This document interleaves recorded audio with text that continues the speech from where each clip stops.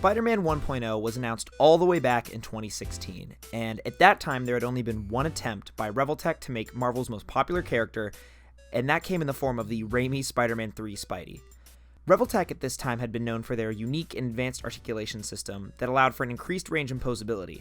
This came with a cost, however, as the joints on their early figures could make the sculpts kind of have an awkward look to them, as well as making the figures hard to put into vanilla poses. Their sculpts could be awkward at times and not always match the source material. The overall visual look of a Kyoto figure was an acquired taste for many and a turnoff for even more people. However, this began to change when Kyoto introduced Marvel to the Amazing Yamaguchi line in October of 2016, with Deadpool being its first release.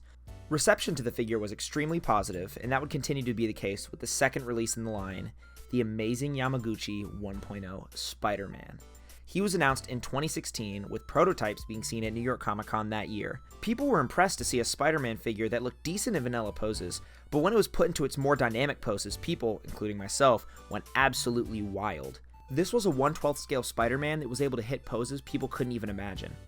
Its posability was insane, and its range of movement was so intense that it made everybody so excited for this figure to drop. And in early January 2017, I and many other people got to experience it firsthand. Getting your first Revoltech figure in hand can be a learning experience, as they don't always move like any other figure. Learning the joints and how to achieve crazy poses is always an adjustment and can really take some time, but it's really rewarding in my opinion.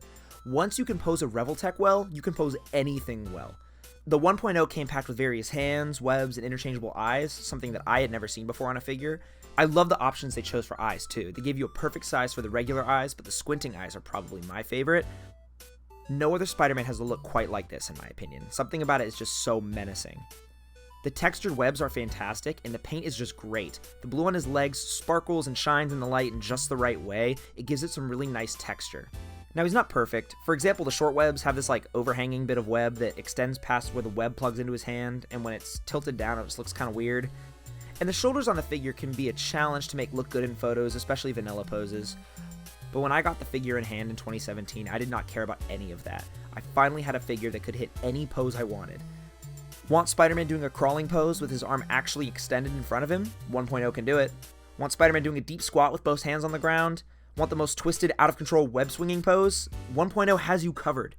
I spent the next year or so pumping out photos of this guy weekly, and 6 years later I shoot this guy regularly to this day. He has a very stylized look, which I understand isn't for everyone, but for me it is absolutely perfect, especially for a figure like this. People always claim the Mayfax or the Sentinel is the GOAT Spidey, but to me, the Revoltech Amazing Yamaguchi 1.0 Spider-Man holds the most special place in my heart and is my favorite figure of all time.